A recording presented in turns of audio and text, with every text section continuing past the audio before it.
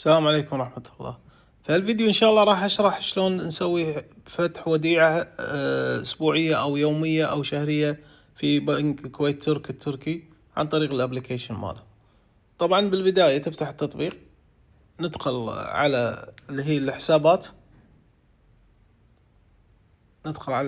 بعدين ندخل على فتح الحساب، بعدين نختار حساب المشاركة الرقمية.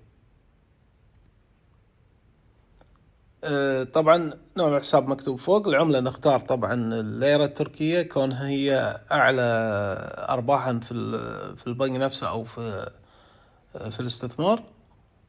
نختار النضج اللي هو عدد الأيام اللي نحتاجها، احنا نبي أسبوعيا، نختار الأول اللي هو من 2 ل 29 يوم، يعطيني الخيارات اللي بينهم. فراح أختار أنا تقريبا 7 أيام اللي هو كل أسبوع تنزل الوديعة فيها. نفتح الآجل، تطلع تختار كم يوم تبي، نحط ال7 أيام.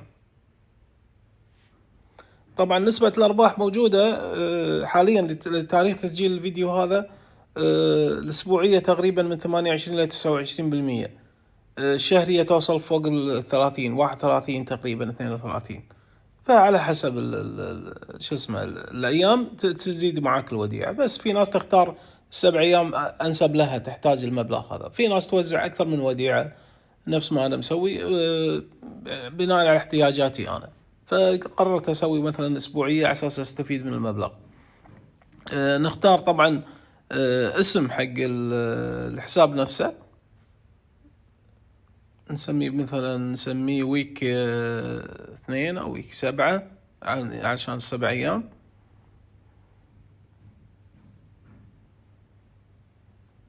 بعدين نوافق على الشروط ونضغط التالي.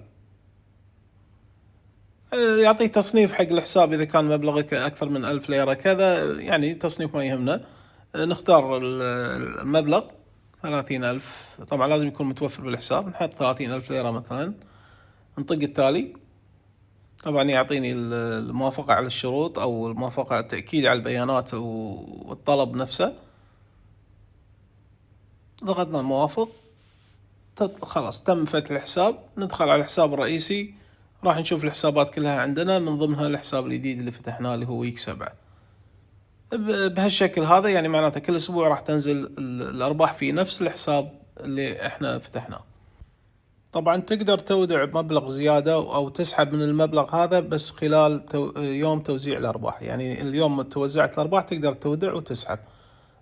بشكل عام هذه نسبة الارباح الموجودة في يعني حسبتها يدوي، ان المبلغ يعطيني 30,000 اللي حطيناها راح تعطيني نسبة 31.3% طبعا تتقسم على الأيام، لكن هذه مو مشمولة الضريبة. مع الضريبة راح تصفى لنا تقريبا 28.17%. بشكل دقيق راح توصل مثلا 162 ليرة أسبوعية بالحساب. هذا بشكل سريع إن شاء الله، سامحونا على الإطالة. السلام عليكم.